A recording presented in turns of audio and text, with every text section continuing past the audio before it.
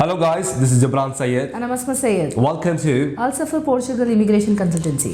आगे बढ़ने से पहले आपको बता दें we are registered Portugal immigration consultancy based in Lisbon. अगर आपको कोई भी क्वेश्चंस है, कोई भी क्वेरीज है तो आप हमें ईमेल कर सकते हैं या फिर कमेंट कर सकते हैं या व्हाट्सएप पे हमें कॉल भी कर सकते हैं। Also please don't forget to like, share and subscribe to our channel और ये चैनल को उन लोगों तक पहुंचने दीजिए जो लोग पोर्चुगल की इमिग्रेशन लेना चाहते हैं, पोर्चुगल आना चाहते हैं, पोर्चुगल में बिजनेस करना चाहते हैं या पोर्चुगल में जॉब करना चाहते हैं, तो उन लोगों तक ये वीडियो को पहुंचाएं। तो आज की वीडियो में हम बात करेंगे कि बहुत सारे ऐसे लोग हैं जो कंपनी फॉर्मेशन कर लेते हैं लेकिन बाद में सोचते हैं कि हम यहाँ पर बहुत नए हैं, कैसे यहाँ पर बिजनेस अपना स्टार्ट करेंगे, कहाँ खरीदेंगे, कैसे करेंगे। तो उसके लिए भी आपके लिए ऑप्शन है।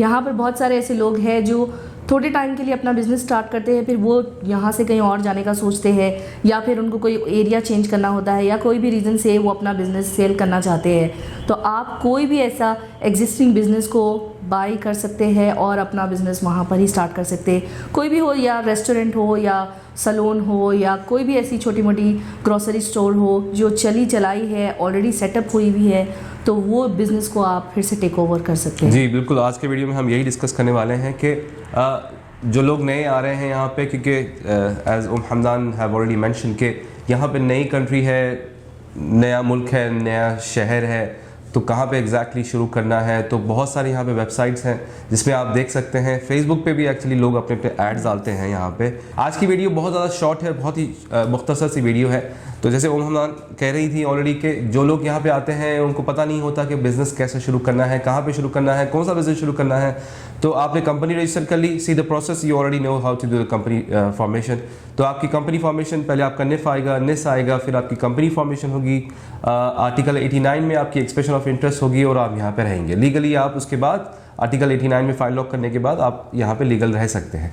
उसके बाद अभी आप सर्च करना शुरू कर देंगे क्योंकि आपके पास टाइम होता है। कंपनी फॉर्मेशन करते ही लोग समझते हैं कि उसके नेक्स्ट डे आपको कंपनी शुरू करनी होती है और गवर्नमेंट को रजिस्ट्रो ऑफिस को शो करना होता है, टैक्स सोशल सिक्योरिटी ऑफिस को शो करना होता है कि आपका बिजनेस शुरू हो गया। आते ही जो है आपको अपनी प्रॉफिट बताना है, ऐसा नहीं है। आपके पास कुछ टाइम है, कुछ वक्त है।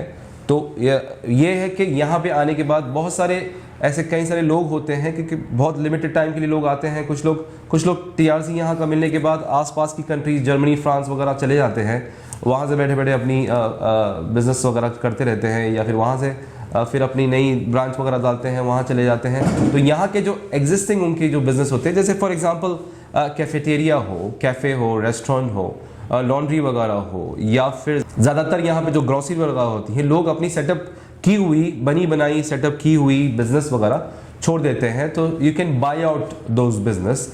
आपको बस ये करना है कि आपकी कंपनी फॉर्मेशन करना है और वो नाम वगैरह, फॉर एग्जांपल XYZ नाम है उनकी कंपनी का, उनकी ग्रोसरी का, तो आप ABC फिर आपकी कंपनी के नाम उसके बोर्ड के ऊपर फिर आप अपना सेम एग्जिस्टिंग चलती हुई बिजनेस, बनी बनाई बिजनेस एक्चुअली। हाँ, शुरुआत में फॉर एग्जांपल ग्रोसरी के लिए एक ये है कि आपको, क्योंकि ज़बान नहीं आएगी, तो ग्रोसरी के लिए आपको एक लड़के को लेना पड़ेगा, हायर करना पड़ेगा। कोई इंडियन पाकिस्तानी जो कि ज़बान बात करते हैं यहाँ पे जो रहते हैं, उनको एक लेके फिर उनके साथ में फिर आप ज़बान वगैरह भी सीखिए। ग्रोसरी वगैरह के लिए, ग्रोसरी का बिज़नेस जिसका है उसके लिए ज़बान आना क्योंकि बहुत ज़रूरी है, क्योंकि मोहल्लों में, छोटे छोटे इलाकों में, शहर के अंदर ग्रोसरीज बहुत सारे हैं अपने देसी लोगों के, इंडियन, पाकिस्तानी, बंगाली, नेपालीज की ग्रोसरीज बहुत सारे हैं और ये लोग बेचते रहते हैं। हर 2 साल में, हर 3 साल में ये बिज़नेस वगैरह बिकते रहते हैं।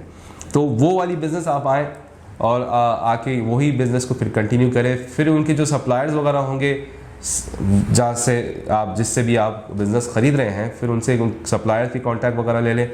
अगर आपका ग्रोसरी का एक्सपीरियंस है, सुपरमार्केट का अगर एक्सपीरियंस है, तो ये बहुत अच्छा ऑप्शन है। बहुत ही इजीली एक्चुअली आप वो बिज़नेस रन कर सकते हैं। उसका माशाल्लाह खर्चा भी ज़्यादा नहीं होता है। मेरे हिसाब से 15 से 20 हज़ार यूरो तक नया सेटअप अगर आपको ले रहा है।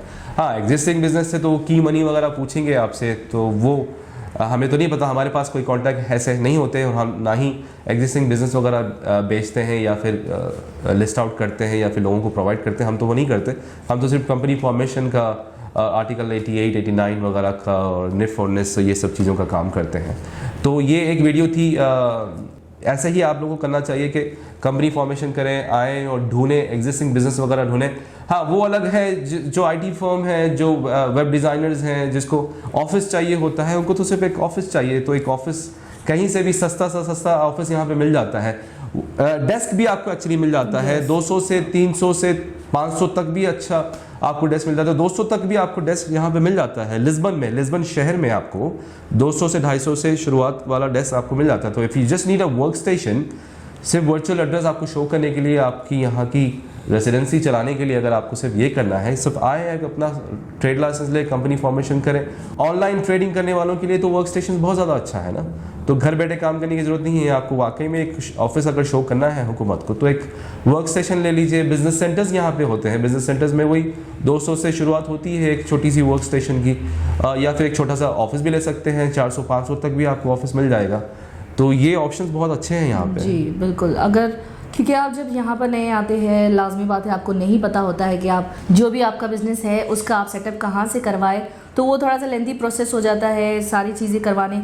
लेकिन ये आपके लिए बहुत अच्छा ऑप्शन है। अगर आप किसी का चलता चलाया बिजनेस अगर ले रहे हैं तो आपको कुछ नहीं करना है, बस उसको हैंड ओवर टेक ओवर करना है, ये सारा प्रोसेस करना है और अपना बिजनेस आप स्टार्ट कर सकते हैं। तो बस सो उम्मीद करता हूँ कि ये मुख्तसर सी वीडियो, शॉर्ट सी वीडियो आप लोगों को पसंद आई होगी। अगर आपको पसंद आई है तो please don't forget to like, share and subscribe to channel. मेरा नाम है जिब्रान सैयद। नाम अस्मा Syed. Peace be upon you all.